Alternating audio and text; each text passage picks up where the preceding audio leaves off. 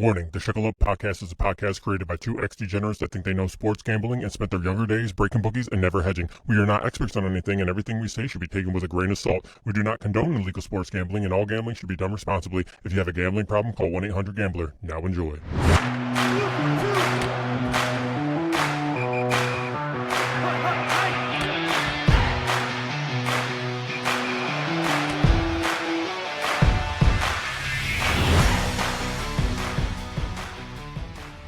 Hello, everyone, and welcome to the Shekel Up podcast, where we try to help you navigate the eternal abyss of the always stressful, mostly toxic, but very entertaining world of sports and sports betting. I'm one of the hosts for today, Anthony.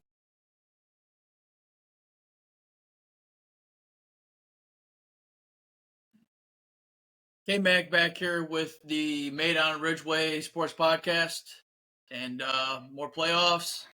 A little bit of some NFL draft and whatever else is cracking. So let's go. Hell yeah. Hunter Keister back at it. More sports to talk about. NFL draft was crazy. I got some live experiences to talk about with that. So excited to get into that. Excited to get into more playoffs. And let's get it. All right, yeah, let's dive right into this stuff because we have some playoffs.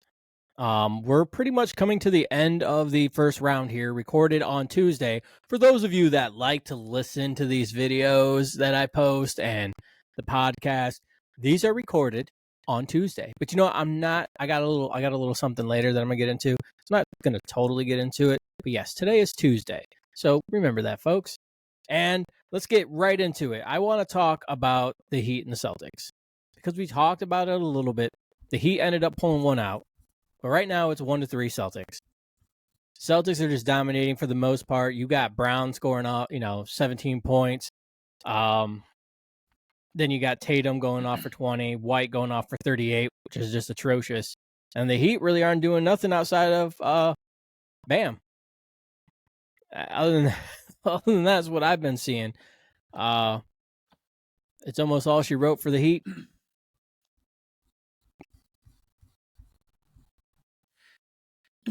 Yeah, when you really look at this series outside of that game Miami stole with having a franchise record made 23 threes, they really haven't competed really much in this series at all. And not sure what happened to Jason Tatum the other day. It looks like he might have sprained his ankle or rolled it pretty bad when Bam got a flagrant. So that'll be something to monitor, but I think Boston will probably take care of that series.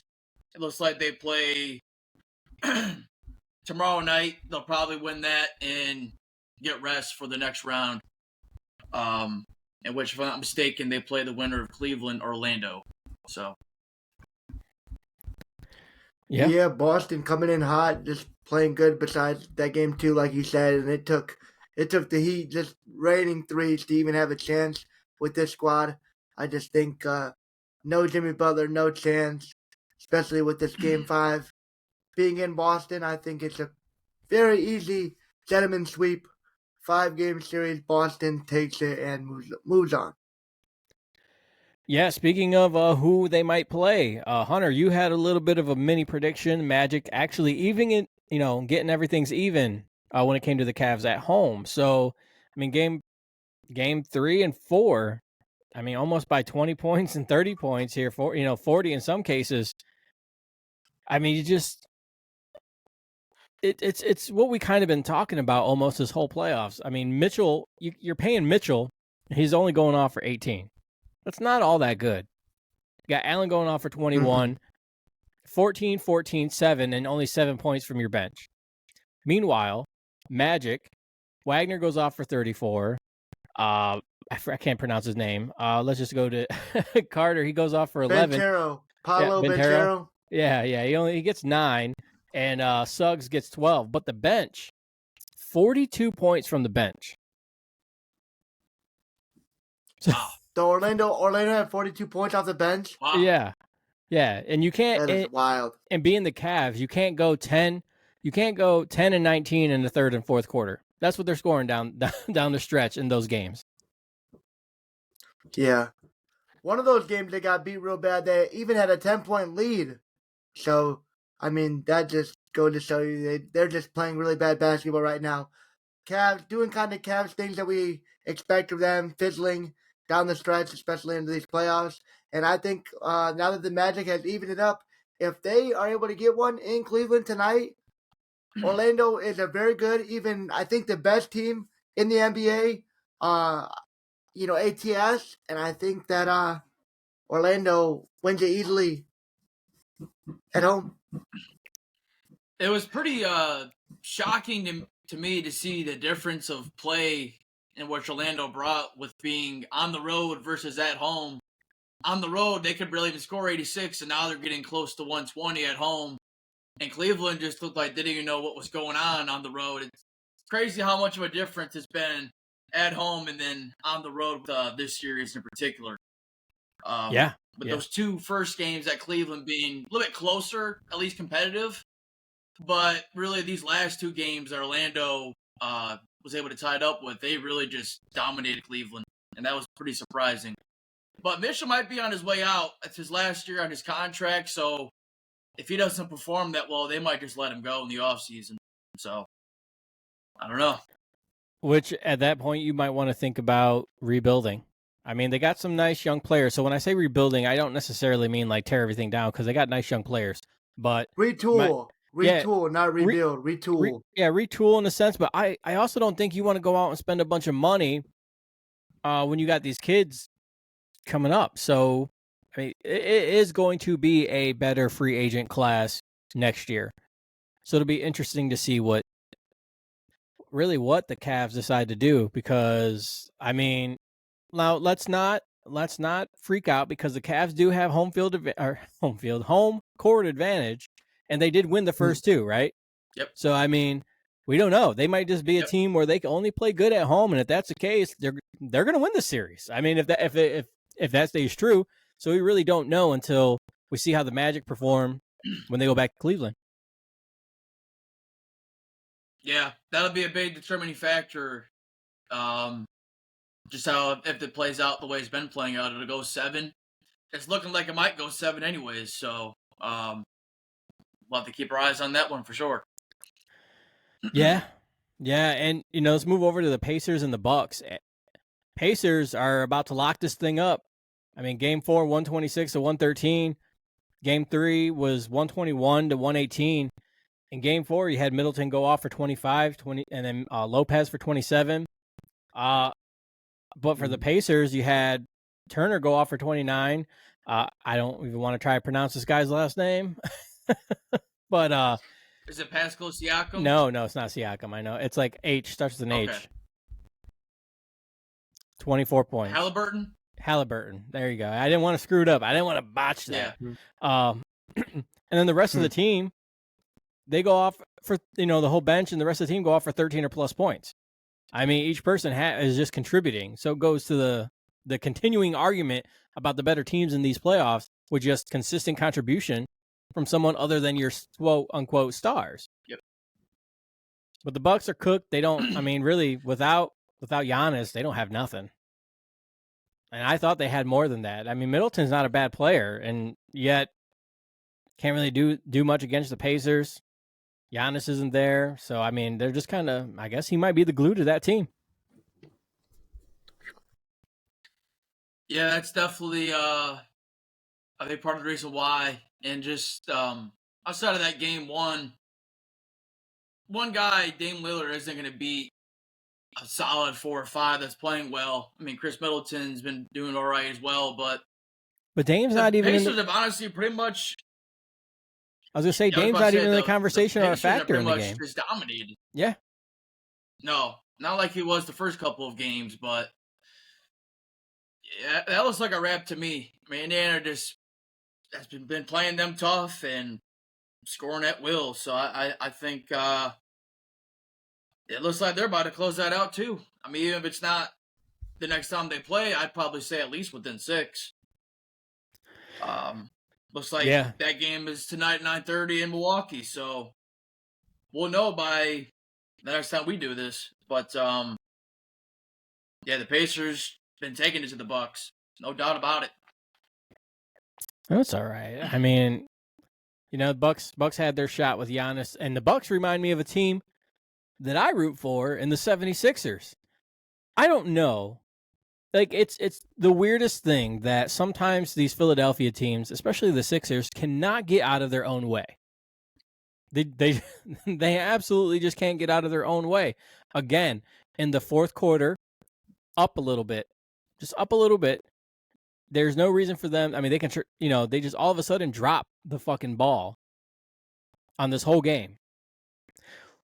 Hart scores 4 points in this game. The entire game, Hart scores 4 points. This motherfucker had 17 rebounds. 17 rebounds. 13 of those rebounds in the fourth quarter. Do you know that Joel Embiid played the entire fourth quarter? So you have Josh Hart beating out Embiid for rebounds? And I'm sorry, they want to say that, his injury. Okay, well then how did he drop 50 the other night? When you drop 50, no injuries come into play at that point. You drop 50, This is the playoffs, you can't do that. And Embiid only scores 27 points. Brunson had a day, 47 points, career high in the playoffs for Brunson. He goes off. They had no plan for Brunson. They didn't double him. They didn't try to do anything. They're just like, meh, just go ahead, do whatever it is that you do, Jalen Brunson. That's fine.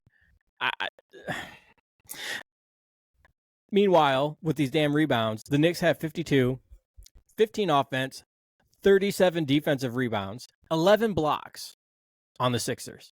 They had 11 blocks on the Sixers. What are you doing? And I'm tired of Tobias Harris. He's gone. 10 points. 10 points for a max player. That's what he's scoring. Dude, Tobias Harris is so bad. Tobias Harris is awful. I couldn't believe you guys would pay him the max. I knew he fleeced you guys. The second he signed that contract, he was never going to be worth the max deal. Well, it was unbelievable. But you have to have a max player. We didn't have a max player, and Jimmy didn't want to keep Jimmy because they were butting heads with. I kind of explained it the last episode, I believe. Jimmy was butting heads with the coach. He didn't like Ben Simmons, so the Sixers said, "Okay, well, we have to go with Tobias Harris at this point," which at the time wasn't a bad move. If you think about what they had Ben Simmons, who was supposed to pan out. They had Joel Embiid, and then they had Tobias Harris. Those were going to be your three big. Tobias Harris was going to be third, and then Ben Simmons is gone, and now he's up to. And now he moves up to the second spot, like your second best player that he needs to be. And then you get Maxey, and he kind of drops him back down to 3. But even with Maxey tried. He just couldn't hit nothing. The whole team just couldn't hit nothing. And you could clearly see it in the game. There's just no effort from the Sixers. The Knicks want this series. They want it. The Sixers don't want it.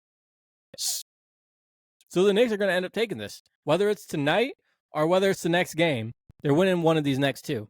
And that's it. This thing closes in 6, regardless, at the most, if it doesn't close tonight. Damn. Yeah, it certainly seems that just things have not gone the Sixers' way. I mean, Joel gets hurt, and then that's how they lose one of the games, because after he got hurt, you kind of just see it. The team didn't play the same. And then just losing that, I want to say the game 2 where they were up, 8 points with 28 seconds? Just 4. It's a different series of some of those things. Yeah, they were up 4 with they were up 4 with 8 seconds left. No, was it 20? It was 20 seconds left, right. And then they went on. I thought they were up 8 points with 28 seconds, but no, maybe I'm wrong. I think it was the Knicks scored 8 points within that 20 seconds to go up by 4. Yeah. Okay. So you're right in that 8 area. I don't know. It's just kind of crazy how this all goes with some of these series. Like a team will be winning it most of the game, and then the other team just finds a way to edge close and then close it out barely, and they get the win. But that's just how it goes. You gotta play all 4 quarters. I gotta ask you guys how big the lead is in today's And no matter the lead in today's NBA, it could get quickly evened out. I'll tell you that much. All these threes, man, it's crazy. Yeah, I got to ask you guys a question. Because people are saying, is it the end of the era when it comes to the LeBron, Steph Curry's, and Kevin Durant's?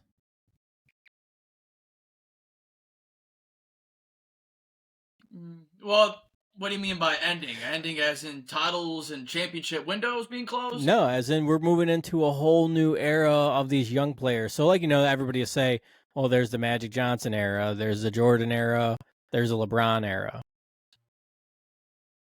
I think we're over. Oh, man. yeah, those are over. I think it's over. I think those are over. We're stepping into the Tatum era dude, I know that the Lakers aren't that good of a team, and they go and they get beat by the Nuggets. They're done. I mean, 108 to 106, they tried to hang in there each time. They snuck one out. But I think we've come to terms to where LeBron, it's not that he's not a great player right now. If he wants to win one more, he needs to take a step back from controlling the players.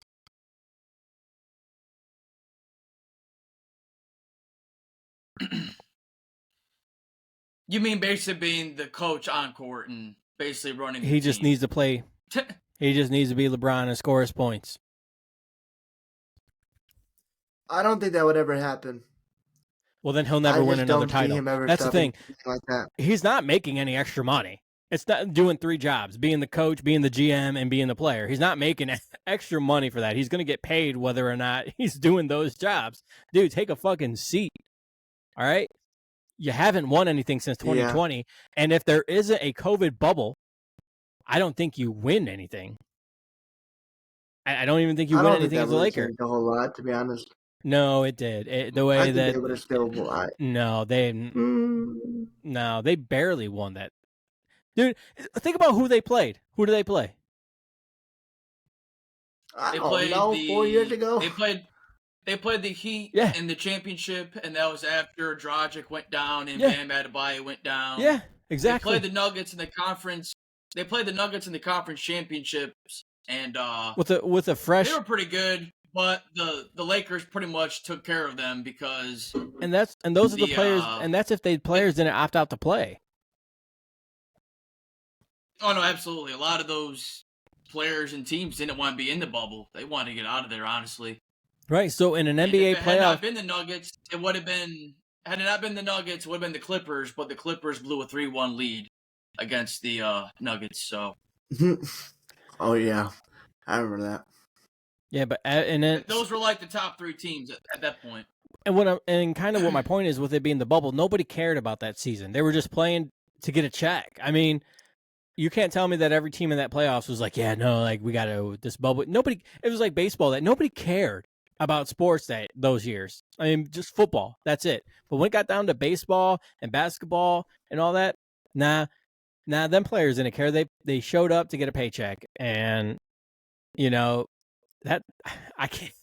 There's an asterisk next to that trophy, and I'm a LeBron fan. But he just got to get his hand out of the cookie jar, man. Just sit there and wait. Just wait. Let the team come your way. Go play with your son right off into the sunset. Call it a day. Yeah, that sounds like that could be a move. I think I think he'll always have an influence on the team he's on, just because the coaches and GMs like to take his perspective out of respect, is because his IQ for the game is so high. But he likes can't be that high if you ain't winning. Has an influence on to an extent. I mean, just in regards to this Nugget series, it's honestly insane. I saw a stat today that this is the first time ever a team has basically led or has been winning a game, like games out of a series, like they've been in the lead for 65% of the time, yet they've lost out of 11 games, 12 games the Nuggets, they've lost 11. So it's like, if they had maybe been playing another team, they probably would be advancing, but for whatever reason, the Nuggets always just find a way to beat them. Honestly, the Lakers don't get crushed. They're right in it till the end, but they just can't close out the games. yeah, in my honest opinion, the only teams that they could beat in this Western playoff series is the Suns, Pelicans, and really, that's it. That's it. You can't convince me that they beat anybody else other than the Pelicans and the Suns. That's fair. I think they could beat the Clippers. I think the Clippers can Because score of the too much for rivalry, yeah, they could give them a series. but I don't think that they can keep up with the scoring. LeBron would have to score 50. I mean, you have James Harden and Paul scoring 35 points apiece. Mm-hmm. AD and LeBron ain't doing that on top of all the other players that would have to step up. I mean, I know that the Clippers are struggling with the Mavericks, but I like the Mavericks. We talked about that, them being the sleepers and all that. But, I mean, dude, Yeah. the Lakers aren't beating the Nuggets. Obviously, we ain't seeing them, but they're not beating the Mavericks. I mean, they're too old. AD's always got something bothering them. Other than LeBron and AD, they got nothing. Always. I mean, don't get me wrong. I like that one kid. Anthony Day-to-Day Davis. yeah. What's that one kid's name? The white kid, the shooter. I'm trying to think of his name. Oh, Austin Reeves? Yeah, I mean, he's nice, but he's not Luka. You know, he's not. Right. Oh, no.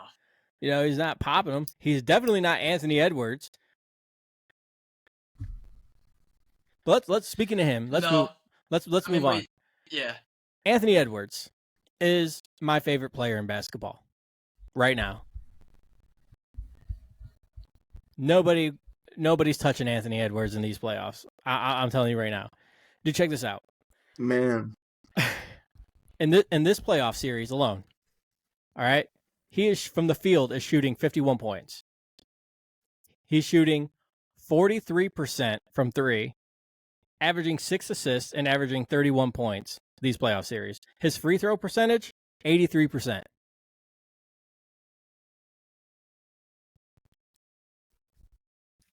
No, he's been balling for sure, and that's a big reason why they closed out that series rather swiftly 4-0. The Suns really weren't even competitive in any of these games. They just got thoroughly dominated. Yep. Unbelievable. Terrible performance. Booker, KD's washed. Anthony Edwards was talking crap to KD. I thought that was crazy in some videos I saw because Anthony Edwards' favorite player growing up was KD. So he was talking crap to KD on the court. And I thought that was just a really cool thing to see. Yeah. Full circle moment. And you talk about, I was talking about the Steph Curry and Kevin Durant and LeBron era kind of all rolled into one. None of them players did anything by themselves. Like Kevin Durant continues to not win without like 15 other people being on the team. Right. Like everybody's like, oh, Joel can't do it by himself. Nobody in this league has done it by themselves. I mean, lately, maybe Jokic. You can probably argue Jokic. He's got a couple nice players with him on that team. So maybe Jokic. I just, like, what is, like, even Steph, like, yeah, Steph's one of the greatest shooters of all time. But what has he done without Klay Thompson and Draymond Green? I mean, not really much because those are vital pieces to Golden State. I mean, it's 1v5. It can't be 1v5. Just, you're not going to win. And that's why with the Suns, honestly, Chris Paul was a bigger loss than maybe what people think. Yep. Just having an actual point guard to get you in position. You know, Chris Paul isn't going to be a big-time scorer, but you still need someone to at least assist the ball and set up other people to score. And after they got rid of him, they really haven't been the same. And Booker's a shooter. You can't expect him to run point. Nope. He needs point to be led for him so he can pop one off. He's a shooting guard. Yep. So that's kind of where I look maybe in that direction. Maybe you got too many ISO scoring types, score first type players. You actually need a point guard, even though they're not as utilized as they used to be, but there's still a role for that in today's game. But yeah, it's in today's. That's really what it is, man. Even if you have a guy who scores 30, gets to maybe 7 assists, 6 boards, he's not going to beat a team of 5 solid players. It's just not going to go. It's just not going to work. Not anymore. It used to, but not anymore. So what do we think with the Clippers and Mavericks? Do we think now that one's tied 2-2? Do you think the Mavericks going to pull off the upset? Yeah, this one's been bad. I feel like it's like one, the other team wins, the other team wins. It's and they're all relative too. I'm not sure who's gonna win this one. The winner of this series plays OKC though in the next round, so I'm still gonna pick Dallas because I picked them. I picked them first. I picked them to start off with in this round, so I'm gonna pick them to advance ahead of the Clippers and move on to OKC. Probably in 7. I think this is gonna go 7 though. You really think so? I thought you meant. I thought you meant who moved on to OKC. I'm sorry. You're talking about the Clippers and Mavericks are going to 7, right? Yeah. Okay. Yeah. That series, I believe, will go to 7. Because I was just about to say right after you said that, like, Hunter, I hope you enjoyed your playoff sweep because it's going to end there. They're done the next round. Whether they get the Clippers or the Mavs, it's all she wrote for them. I like they swept. Yeah, right, dude. They swept a Zionless Pelicans team. I'm sorry. They would have done that to them. Maybe not 4, but they would have beat them in 6 with Zion. And I think that the Mavs win this series, and the Thunder will take them out in 6 or 7. I just don't think OKC can keep up with either scoring from either the Clippers or the Mavericks when they get to that point. I would definitely rather see the Mavericks, though. That's the side that I've decided on. Yeah. So yeah, if I had my choosing, I'd rather play the. It's close. I don't know. They were both. I don't know, man. I'd rather play the Clippers. Luka's a dog, man. I'd rather play the Clippers than someone that can go off for 50 any game. I said the Clippers. I said the Clippers at first because of Luka, but I'm just like, if all the Clippers are playing together, if you're the Thunder, you got to stop Luka and Kyrie, or you got to stop Kawhi Leonard, Paul George, Russell Westbrook off the bench. It's close. I said Clippers last night. I've thrown it back and forth. I think either way, like you said, I think this series goes 7 games with Dallas and Clippers, and whoever comes down to that will be a very interesting matchup. The only reason why I kind of argue in the point is that the Clippers should be mollywopping the Mavericks. They got like 4 shooters on this team. They got like 4 scorers on this team, and then they got a really good defensive player. Like, so there should be they should be handling 2 players, whether it's Luka and Kyrie. They should be handling it. So, but Luka's such a dog. He's such a beast. He's like him and Anthony Edwards right now are my 2 favorite players because they both have like a Kobe mentality. They're like, all right, you're going to talk shit. Okay, watch this. Boom, in your face. Boom, in your face. Hit him with the DX, suck it. You know what I'm saying? Like, so I don't know if I want to play. If I'm OKC who doesn't have players like that on my team, I don't know if I want to see them too. Give me the finesse James Harden and give me the finesse, Paul and all them out there that are just, and the stat whore Russell. Kawhi Leonard. Yeah. I take them. But, it's playoffs. You never know what's going to happen. But I do have some odds here. We talked about it a little bit. For the West, I mean, Hunter, you should be like, oh, this is great because OKC is ranked 2nd to win the West at a plus 350. Denver's at plus 100. But then Minnesota Timberwolves, plus 370. I did see that they got a plus 700. The Mavericks were right there. So I don't know if that's Vegas telling me that they think the Mavericks are going to end up losing that series. We'll find out. Right. What does help OKC, obviously, is them sweeping a team and getting all that rest. So that does help. I mean, because that game, because like Kurt said, that's probably going to go 7 games between the Mavericks and the Clippers. But out in the East, Yep. Boston is still a heavy favorite at a -220. The Knicks plus 370, and you got the Pacers at a plus 1,000. So there's a big gap between 3 and 2 there, and even between 2 and 1. I mean, it's going to be Boston's conference to win. For the finals, we're looking at Celtics, Nuggets, and the Timberwolves. So the Timberwolves are right up there. Like they must be thinking the same thing about Anthony Edwards and that team. They're scrappy as shit. But Celtics plus 125, Nuggets plus 240, and then Timberwolves at plus 449.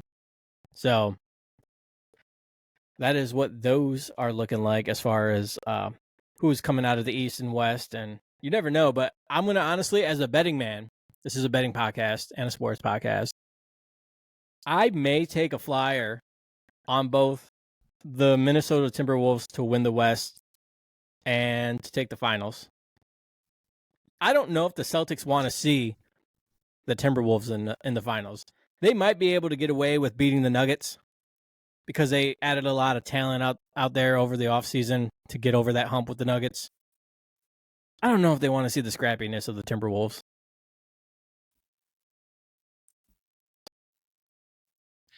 Yeah, that'd be a good matchup when we get to that. It's kind of hard. I mean, I don't know. I'm looking forward to seeing how Denver looks against the Timberwolves because that's the next series on the Western side, and that one's it's gonna be real interesting. I don't think it's gonna go 5 games like I did with the Lakers. I think Minnesota's just like how the Lakers gave them a run for their money. I think Minnesota's gonna do the same thing. Could you imagine how good the Nuggets would be if Jokic didn't look at the NBA as a job and he actually loved the game of basketball?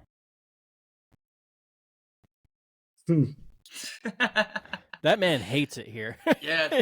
He absolutely despises being here. His body language does not look good. Even some of his interviews. He would much rather be in Serbia. He would much rather be in Serbia with his horses. You're that good and you don't care about the game. That usually never happens.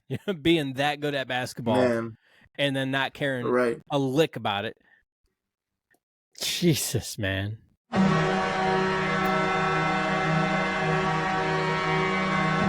It's time for Hunter's Hockey Hits on the Shekel Up Podcast, brought to you by Hunter Keister. All right, there's the horn. So now it's time for Hunter's Hockey Hits, where it's playoff hits. So, Hunter, let's talk a little playoff hockey. Let's go. I'm ready for it. We're going to start off with the Florida Panthers, Tampa Bay Lightning, Battle of Florida in the first round of the playoffs. This was a tightly contested series. Florida 3-2 Game 1. Florida 3-2 overtime Game 2. Florida 5-3 Game 3. Take a commanding 3-0 lead. Then it's Tampa Bay back in Game 4, 6-3. They come out firing. And then a 6-1 beating in Game number 5 as Tampa Bay tried to show some life and head to Game number 6 with the series tied at 2.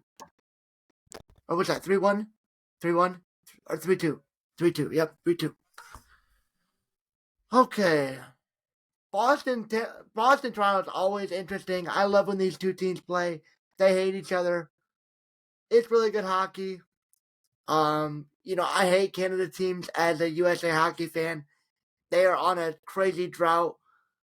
Toronto hasn't won the Cup since I believe it was like 69. And they hadn't been to the finals since 69. And it's getting close to like 30 years since Stanley Cup has been in Canada. It might even be around there now. And it doesn't look like Toronto's going to be the one to change that anytime soon. 5-1 Boston Game 1. 3-2 Toronto Game 2. 4-2 Boston game 3, 3-1 Boston game 4. Toronto is in Boston on the brink of elimination, and they are playing tonight. It's 1-1 start of the second period right now. All right. The Rangers, who's another really good team, they sweep the Washington Capitals 4-1, 4-3, 3-1, 4-2. So that was a really easy series. Alex Ovechkin and the Capitals, nothing really going for them. They really shouldn't have made it. It should have been the Flyers or the Red Wings, but oh well. I don't know. I don't know if they're doing Islanders. I was gonna say I don't know if they're doing any. I don't know if they're doing any better. Any of those three, any of those three between the Capitals, Flyers, and Wings. I don't know if they get swept though. That's what I'll say. Yeah. Getting down to these last couple of series, we got the Hurricanes, Islanders. It is the Carolina Hurricanes up 3-1 after a 3-1 win in Game 1, a 5-3 win in Game 2, and a 3-2 win in Game 3. Then it was the Islanders 3-2 in double overtime to stave off elimination and stay alive for tonight's game in Carolina. But through one period, it is not looking good for them. It is 3-1 right now. Carolina looks to end that series at home and move on. So it seems like pretty much everything sounds chalk for the most part. Everybody's winning who should be winning. Do you see any major upsets happening once we get past this round, though, Hunter? Like anything we should look out for? So right now, I like the way, like I said, Carolina was one of my picks and Dallas was one of my picks. This Dallas and Vegas series is very interesting. It's at 2-2 right now. It's probably one of the most exciting series. One of the ones that I haven't talked about yet, but definitely one of the most exciting at 2-2. It's had one overtime game in there, game number 3, with Dallas winning 3-2. Dallas also won game 4, 4-2 after Vegas took game 1 and 2, 4-3 and 3-1. So very interesting series. And I cannot wait for them to play tomorrow. That's a really good series, really good games going on there. I think whoever comes out of that is definitely, you got to look out for them. All right.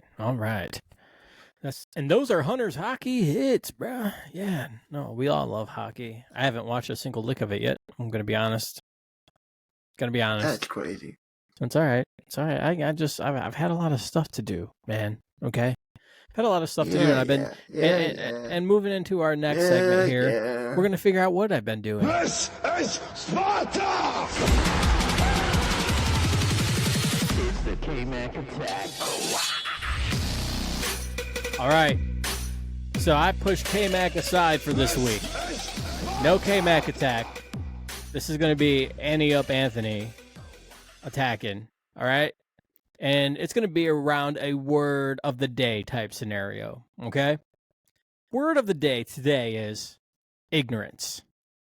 I hate ignorance and stupidity and things where it's not necessarily common sense, all right? So which brings me to what I kind of started talking about at the beginning of this podcast. And this has really nothing to do with the haters, because it's really not hating. It's just people that are ignorant and then comment on things that they don't know 2 cents about. So this is for the listeners that are over there on YouTube and all that stuff that want to comment on the videos. And this is just more of a little bit of getting your ignorance kind of informed. So we're going to go from ignorance. We're going to evolve that into informed here. So from ignorance to informed. When you hear or see a video from our podcast page, which thank you very much. YouTube is blowing up. We have over 50,000 views, over 500 likes. People are commenting. People are sharing. We're doing really well. We've went from 6 subscribers in the last month. We started at 6 subscribers for this month. We are now up to 39 subscribers. So we appreciate that. I know those are small numbers when you guys, hear this out there in the podcast verse, but we really just started pushing YouTube this month. We've had one for a while, but I really started pushing it. So for those of you watching this little clip, not the 40-second clip that's going to appear on YouTube. One, it's a 40-second clip. So if you're kind of disagreeing or really hate the context or the content of that clip, please go to Apple Podcasts, Spotify Podcasts. We are on, Amazon Podcasts, Google Podcasts, iHeartRadio Podcasts, Pandora Podcasts. You go check any of those out and go check out the whole episode. And it even breaks down. So like, if you're like, man, I really hated that Magic and Cavaliers talk, it'll be a little highlighted thing right in our podcast page. In our description, it says, oh, Orlando Magic Cavaliers talk. All right, you click that, you go to that time, and you can hear the entire thing that was said. And that's great. Also, we schedule out posts in advance. So this podcast will be broken down into like 40 clips. And I will schedule them as soon as we get off here. I'm going to throw, the video, we'll break it all apart, and I will schedule them out for a week. Okay, so the podcast releases Thursday. They'll all be scheduled out for a week. So what you're watching, all the people that have been commenting yesterday and the day before saying, wow, well, this aged well. You're right. It did age well because we were only on game 1 and 2 when we did the podcast last week. So that's what we're going off of there, folks. So yeah, that's my K-Mac attack for the week. So let's go from ignorance to informed. All right. What'd you think? Did I do that well, K-Mac? Was I attacking very well? Approved. Again, it wasn't about the haters. You can disagree with me. You can call me. I think one of them is like, oh wow, these bums. Anybody with any bum with a microphone can make a podcast, and this didn't age well. And oh, what are you talking about? The Celtics are up 3-1. What do you mean they're losing? Like, what are you talking, bro? But you're watching. Oh man, and I'm just like, I just really just basically copy and paste. I looked at the comments like last week after you mentioned to me about the fitness one with the whole obesity percentages, and I found that one. Yeah. But I gotta look for some more of this stuff because this sounds kind of spicy. It is. You can just go through the list of videos on the page and scroll, and you'll see the little people commenting every now and then The shorts on it. Yeah, the little shorts. And I'm just like, man, how do you go, these fucking bums don't know what they're talking about from a 30-second clip? That's very it's a very big assumption based off of 30 seconds. Yeah, but it's all right. It's all right. Wow. We love the listeners. Listen at the end of every comment reply, I was like, thank you for interacting. I will thank you because when you interact, whether it's good or bad, you're gonna be pushing our what do they call that? Algorithm. So, yep. Algorithm. Yep. So thank you. Thank you very much.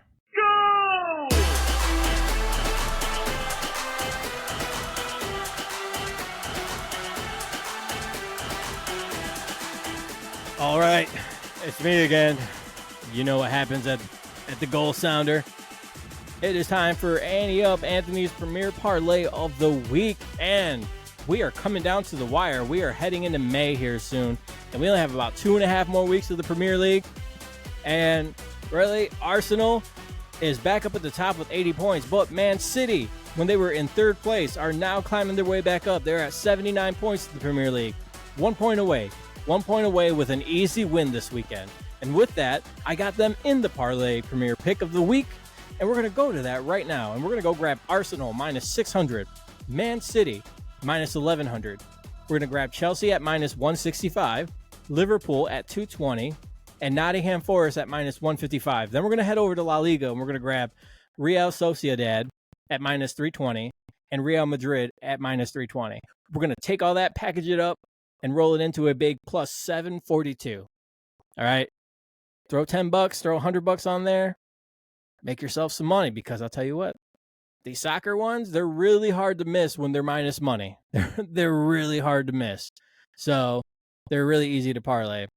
And then in other news with the rankings too, Liverpool, who was up there with Man City and Arsenal, have kind of fallen off the board a little bit. They've dropped down to 75 points in the Premier League, so they're losing traction to Man City and Arsenal.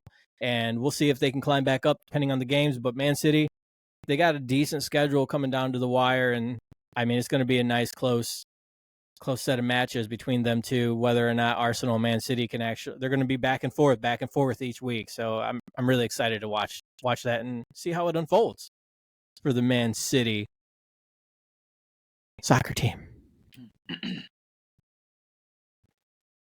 guys gonna watch? Yeah, you guys didn't watch no soccer, you bastards. It's all right. You know what? I'm not gonna watch any fucking playoff hockey until Hunter watches some goddamn soccer. How about that one? Well, see, you're gonna always miss out. That sucks. Why won't you watch soccer, Hunter? What is your beef with soccer? I don't have any. It's on too early. It's on too early today. Noon? I thought it was like 8 or 9 a.m.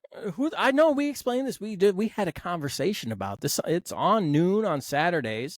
Yeah, I mean, some teams play a little early, but that's the stuff like you don't want to watch because it's not any good. But Premier League play starts at 11 o'clock and goes to like 1 or 2. I mean, obviously that's when probably hockey games start, but you can catch a game at 11 and it'd be over before the hockey game will be starting. That's fine. I guess fair. I'm not watching any playoff hockey. You heard him, Kurt. I'm not watching any playoff hockey. Sucks. You know what? How about this, Hunter? That sucks. Until you watch a soccer game, until you Why can't watch. we just be in the middle? Yeah. Well, here's the middle. Because I'm the host, right? I'm the host. So here's what we're doing. We're not talking about playoff hockey until Hunter watches some soccer. How about that? He won't be able to talk playoff hockey. I'll talk all the playoff hockey. Well. Or you guys make a bet and loser watches the other person's like playoffs. Oklahoma City doesn't make it past the second round. I'll take that bet. There we go. We'll wait a week and a half without talking hockey or soccer. That's how we'll do it. I won't talk soccer. You won't talk hockey, and it'll just be nothing but NBA and NFL offseason on this podcast. Speaking of NFL offseason, the draft is now over. And we now know who will be added to basically all the rosters across the board for the most part. Obviously, some pickups will be done here and there. Can I come out on a limb and just say this one, I will do this one for the Atlanta Falcons fans, okay?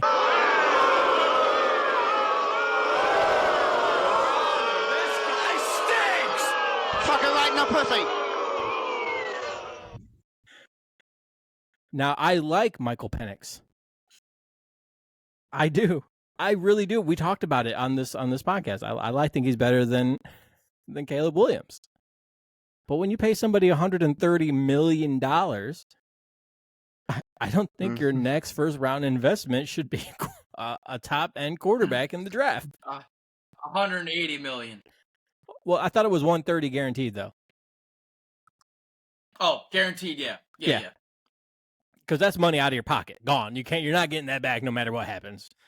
You can recoup that $50 million somehow. I don't know how teams do it, but yeah.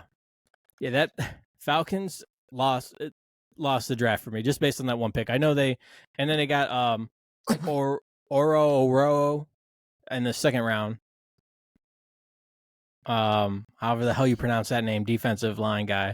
That'd be a nice pick, but it would have been a nicer pick if they would have grabbed, Latu or Verse or one of these corners to help with that defense.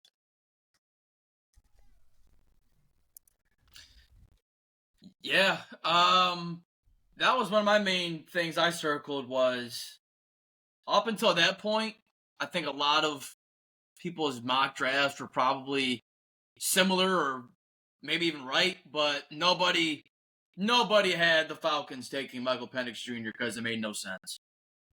No, and the point's already been reiterated several times, but it makes no sense to me why you go sign Kirk Cousins to draft a first-round quarterback. It just makes no sense. If you wanted to grab the South Carolina quarterback in the later rounds, I understand that move, right? I don't understand in the top 10. I really don't. Nobody does. No. Not even they do. Dude, the owner, did you see that video of the owner? That guy was trying to convince him, like, it'll be all right, it'll be all right. He was like, probably not. He was probably like, what the fuck are we doing? He's like, no. Like,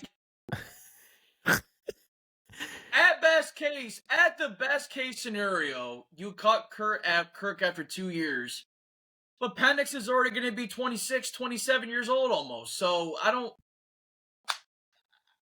know. I don't understand what you're trying to do. You're trying to win now. You're trying to win later. If you're trying to win now, I mean, if you're really trying to maximize, you could have taken your pick from best player available player on defense, or maybe even taken Roma Dunze there at 8. That's just my view, at least. Yeah, I will also say I'm going to be they're almost tied with another team though that I have beef with. Like it's 1A and 1B for the worst draft. And 1B is the Buffalo Bills.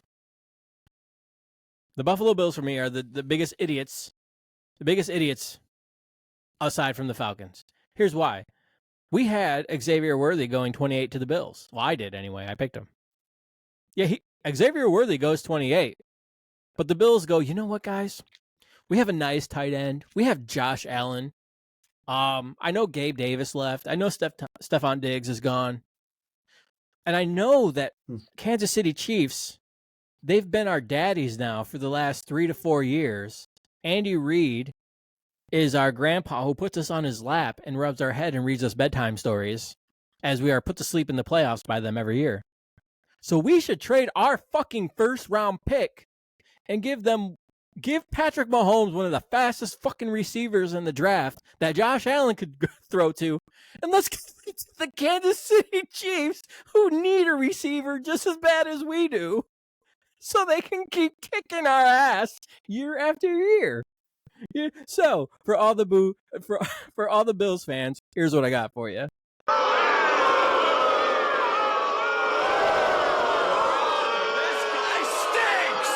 Fucking right in the pussy. Why? Why make that move? If you want to trade out of that pick, okay, I get it. I get it. You trade out of that pick. Why give it to the Chiefs? You know what they need. How do you trade with a division rival like that?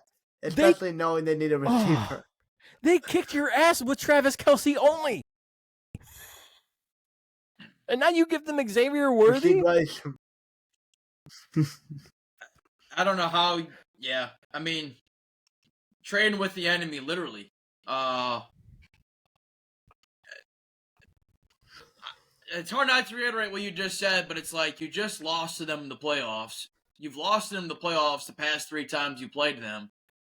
Why, out of all teams, would you trade with them? Let alone, I don't even know why you would trade out of that spot. You're already at 28. What are you gonna get there? Second rounder? I don't know. I don't even know what they got, because to me it's like you lost players, but why not get an actual good player at 28 rather than trade down?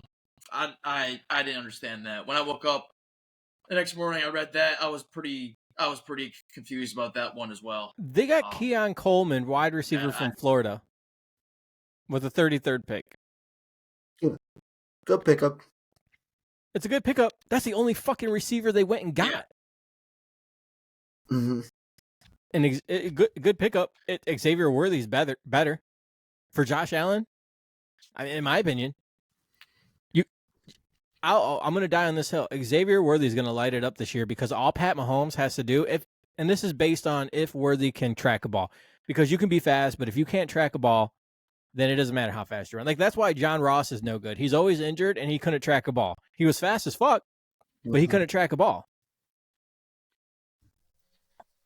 Pretty much.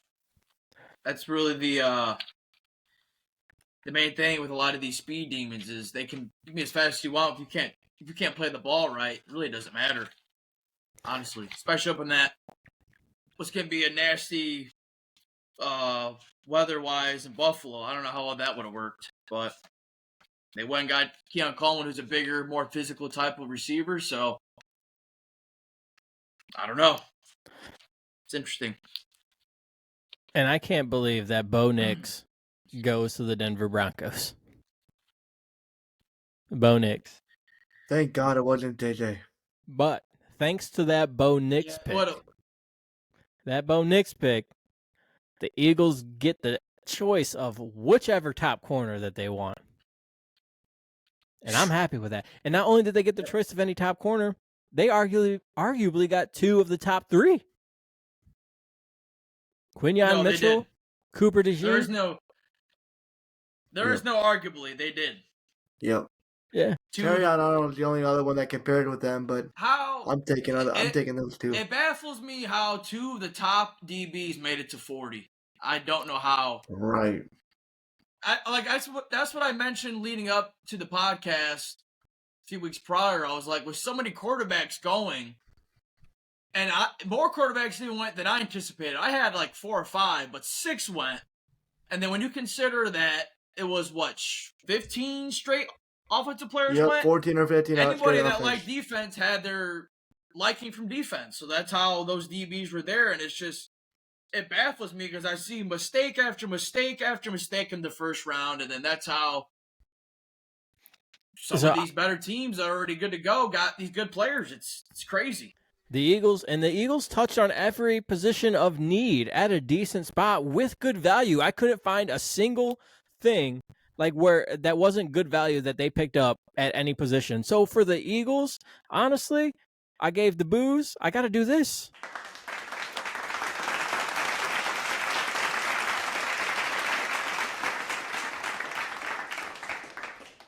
But I need the lowdown real quick on Keegan.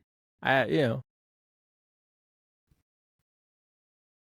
guys gotta give that to me because I don't know. Four-year guy at Michigan, starter is pretty much his whole career. Last year he didn't give up a single sack in pass coverage. Really reliable. Like I said, he played most of the games. I don't remember him really ever getting hurt. And can you put him at tackle? It's a really good solid pickup. I think he played guard his whole career, so I think I probably meant guard. But I think he could be big enough and versatile enough. But I'm only asking because we don't need guards. We don't need a left tackle. We need a right tackle. We need somebody to fill in, get ready, and learn behind Lane Johnson. I'm just asking if he could learn behind Lane Johnson and possibly have the size and versatility to play at right tackle. Possibly. So, I won't say that. I wouldn't put it past him. I liked him a lot. I liked his game a lot at Michigan. So I thought that was a really good pickup for the Eagles. And like you said, I thought they had definitely a really good draft all the way around. Yeah, and Kurt, this is how I feel about Pittsburgh's draft, man.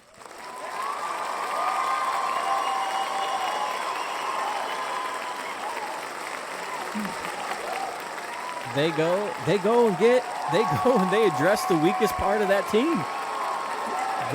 They just nail it. Like they go and get everything that they need there. I mean, yeah, nothing sexy, but you addressed your biggest problem. Yeah, it's actually ironic you bring that up because I thought overall, no, all bias aside, I thought the state of Pennsylvania arguably had 2 of the best drafts in the NFL. When you look at the value where those players went for those teams, they got great value. Troy Fautanu was a top 10 player and arguably a top 3 lineman who, on most boards, was not going anywhere outside of the top 12. So he falls to 20. Luckily, with all the quarterbacks going, so he falls to 20. They're able to get him. The Steelers were. I'm not gonna lie. I wanted one of those DBs there, but I was like, at the same time, fuck it, let's stick a lineman. And then Quenya went there to Philly, which that was pretty wild. No way would we have guessed that. Obviously, we had UT boy. UT boy, how about him? That's crazy. UT boy, first ever. And I will say though, that scares. First rounder. It does scare me just a little bit as an Eagles fan to say the competition level. But here's what I will say about it is that if the Eagles miss on this kid, everybody missed on this kid. Everybody had him 1 or 2. Yep. So, I mean, if he misses, I can't be mad at it, if they miss, because every team. I mean, some of the things that Bill Belichick and Nick Saban. So I heard, check this out. So I heard that Nick Saban wanted him. I was just about to say that. Yes, Yep. I was just about to say that. Nick Saban Literally had was him just about to his climb him number up. one priority to grab out of the transfer portal, but he never entered the transfer And he portal. never entered it. Yep. I was gonna say the same shit. I was like, So see, which that's how means you know. Which He means balls. he would have had Quinyon Mitchell probably starting over Kool-Aid or Terrion. If it's Right. the number one priority in transfer portal, you don't go get that if you got two good corners. You go and prioritize something else, right? So that was when I heard that, it makes me feel a lot better. And plus, the dude's got a chip on his shoulder, and both of those, whether it's Cooper or Quinyon, they're learning behind Darius Slay, who's arguably one of the best corners in the league to have played the last 10 years. So I'm cool with that. But continue, Kurt, on Hell your yeah. Pennsylvania perfection of Pennsylvania drafting. I was just saying, I mean, for me, Philly had already won the draft when they got Quinyon there, and then they were able to trade up to 40 with Washington. I don't know why Washington did this, but Philadelphia traded up with Washington to 40 to Cooper Dijon. I'm not sure how he fell 8 picks in the second round. Mistake. You can't make this shit up. And Cooper Dijon, who I'd be curious to see where he plays. A lot of people are saying he's probably going to play safety, but I think he'll probably be a hybrid, maybe a little bit in the slot. Yeah, he's going to be that. He's going to be wherever. He's going to be in that area where you put the guy that's either corner, safety, or linebacker. Like he's kind of doing all three, depending on what they think the offense is running. You know, Malcolm Jenkins did a lot of that shit where he was. I mean, like where he was playing outside linebacker or nickel corner or low safety. So it'll be interesting because I don't know. And this might sound a little racist. He's being a white guy. I don't know if he can keep up with some of these receivers. You know what I mean? Like NFL worthy receivers. I mean, Big Ten college is always different. But again, he's ranked high for a reason. So we'll see what happens. So I do want to talk about Hunter's new favorite team. I know that he ordered his jersey online. He went ghost as soon as the pick was over because he was out there just trying to figure out how he can get him one of those purple people eating JJ McCarthy jerseys from Minnesota. We had to deal with him being a closet Cowboys fan and semi-Saints fan last year. Now he's going to be a Minnesota fan going into this year, so we'll be talking a lot about Minnesota. Minnesota. It's going to be Minnesota. I like JJ McCarthy We have going changed there. their name to Minnesota. Yeah, no, Yep. I like Yeah, JJ I going think, there. Yes. Me too. That's where I wanted him. I'm pretty sure I said that in But the it last might be podcast. That's my ideal spot for him. It wasn't It might Denver, be- which was my least spot. That got too damn close. That just got real close. Oh, he would have went. He Oh, would have that went was too. scary. It looks like he He would have was went. going to Denver too. That's what I mean. He was going to Denver But if it because wasn't for Minnesota. So But you never know. The Falcons take Michael Penix, and if they actually go defense like they should have, never know. JJ might be a Bronco. And then, Yeah, if I'm not mistaken, I think Minnesota traded up a spot for him too. I think they yeah, traded the up Jets. to 10. They Yep. traded with the Jets to move up to one spot. yeah, somebody was trying to beat him to the punch. And then the Jets, speaking of the Jets, they go O-line. So they're going to protect their investment, making sure that he is not tearing any ligaments this season, starting the game, Aaron Rodgers. And yeah, I mean, I like it. I mean, I tell you what, though, who's going to be scary now is the Cardinals. The Cardinals addressed a lot of their issues. They went and got themselves a nice receiver. And then they went and picked up a lot of defensive pieces. So I really like the Cardinals draft. They're going to be a lot better than they were last year. So they're going to be able I think they're honestly going to be able to keep up with those West teams that are so good between the Rams and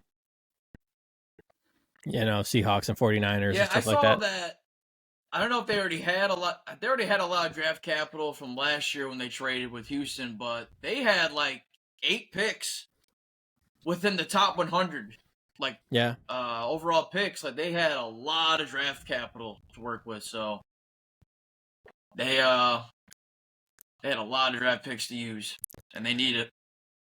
So Yeah, and in Las Vegas, we talked about them possibly getting quarterback. Obviously, by the time they pick, all of them are off the board. So they go and get themselves Brock Bowers, that nice tight end that Hunter had going to the Chargers.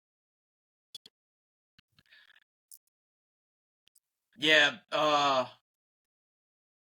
man, your boy Brandon was, oh man, he wanted Bauer so bad, but I knew that was gonna happen. Las Vegas wasn't gonna take a quarterback, and Now, once the Bowers fell right quarterback was to off the him, board, so yeah.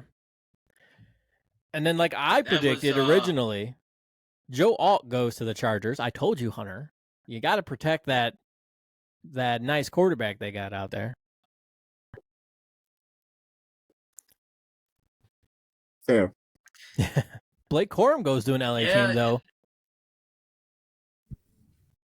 the Rams with Sean McVay and Stafford, They Tyron needed. Williams, Puka. I think he'll fit nice there. Yeah, well, when he started really falling, I know that the Eagles needed a running back, and they end up getting Will Shipley. But I really thought, I was like, man, if Blake Corum can just fall a little bit more, I could see them moving up to take Blake Corum. And then he obviously went. But, dude, I'll tell you what was really stressing me out. Every time the Eagles would be about to pick, trade down, trade down, trade down. I'm like, what are you doing? Stop it. Stop right now. They tied for the most trades, I think, in NFL history, in the NFL draft history. I'm like, you sons of bitches. Oh, Yep. wow. Which I think they're anticipating that rat out there in goddamn Penn State. What's the coach's name? I don't even want to give him the light of day, Franklin. but Franklin rats out Philadelphia, saying that they were talking about Saquon Barkley before legal tampering. Yeah, bastard. So we're probably gonna get hit with a penalty. So I guess the Eagles are trying to recoup some picks for next year. That it's That's it's what not you gonna get. be. That's Yeah, what it's you not- get. Dude, every team cheaters. does that. I That's don't even what know you why. get. I don't even know why it's an issue. Cheaters. Yeah, look at you. Hunter, listen, you don't even have an NFL team, okay?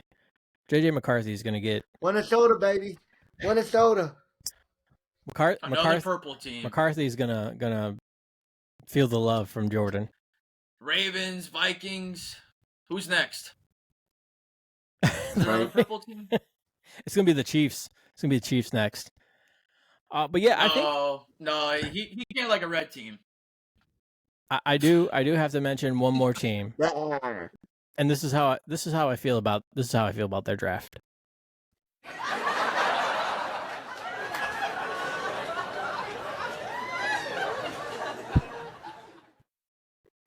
So the Dallas Cowboys trade out of their spot thinking they're going to get okay. somebody.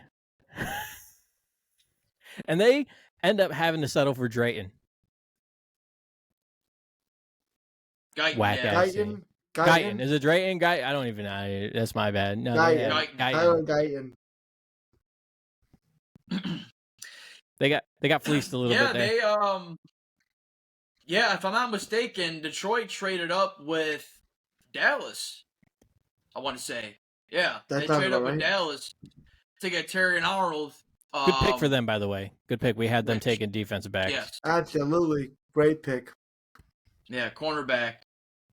And I honestly think Dallas really thought Graham Barton was going to be there, and they thought they could just get him, and then Tampa goes up and snatches him, so then they take a project tackle, which is not going to help them for the next 2 or 3 years. So, yeah, that's a shitty pick. That's honestly, the draft for Dallas went pretty trash. So they didn't really pick anyone that looked good to me, honestly. Like, they picked that edge rusher out of some really small school or whatever. Like, did you see the players he was going up against? They look like high schoolers. Like, come on now, really? Wow. But on the team that did have, it didn't do anything. yeah, no, they're on the downtick. They really are on the downtick. I think we'll see how good they are at the end, at the start of this year. But I mean, they have to reach back into the closet. They go back into the closet, look on the floor of folded up laundry, and grab themselves some Zeke Elliott because they're so stuck. That was. I was like, damn Cowboys, you guys are really down bad. Like this is rock bottom for y'all. re-signing Zeke at rock bottom. A little bit, yeah. A little bit. You lost Pollard. You don't really have an answer for that. You can't do anything in free agency, so you go like, Zeke, we're sorry. We're sorry we chose Tony over you. All right. Yeah. A team that did listen to us a little bit, they must have been listening to the podcast, was the Bengals, because they go and do what the Steelers did and address their main need to protect their quarterback, and now they got some really big guys on that O line, and they got some. I don't know if I like that pick though, man. He's not durable. He's not he's good when he's on the field, but he was hardly on the field. I thought that was a questionable pick, honestly. I mean, right area going O-line, but I thought it was questionable. I mean, best tackle available at that point. Say what you want. I mean, A.J. Brown, I always go to the A.J. Brown thing because everybody's like, oh, well, he always gets injured. Well, he hasn't been injured in 2 years. So, I mean, I can't really, you don't know until you try. And if that's the case, then they fucked up. But they still got a couple pieces on the offensive line, but they cannot not grab the best offensive line when they need it, the offensive line player when they need it, in my opinion. So, I just like the fact that they're trying to address it as opposed to like what the Steelers did, no offense, Kurt, when they should have drafted O-line 2-3 years ago and they're out there getting running backs. Mm-hmm. Oh, no, I agree. That's the influence of a new GM and Andy Weddle, who was a former Eagles GM, if I'm not mistaken. His biggest thing was building in the trenches with Philadelphia, and that's what he's brought over here as 3 of our top 4 draft picks went to the offensive line. So actually 5, my bad. 3 out of the first 5 went that way. So yeah, I was a bit surprised the Bengals went with Mims. I'm not surprised at the position like you mentioned, but Mims, high risk, high reward. When he played, he was pretty good, but 8 games is a bit risky, but that's, with all these players in the first round, nobody's guaranteed to be good, so there'll be misses, there'll be hits. He might hit, he might miss, but you take the risk on the basis of he might be a really good tackle, so I get it. Yeah, well, that's all you can do, right, is attempt and see if it pans out. And if you're with us seeing if this episode of the Shuckle Up podcast pans out, please go like and subscribe and share all of our content. Head over to Apple Podcasts and leave us a review. It helps others find our podcast, and we enjoy reading them as well. You can find Kurt and Hunter on everything at Made on Ridgeway Sports Podcast. Go over to Twitter and follow myself at AnnieUpAnthony. Go follow Hunter over at Hunter_Keister4. And you can follow KMac at K_Mac7. Thank you for listening, everyone. And remember, do not bet your mortgage.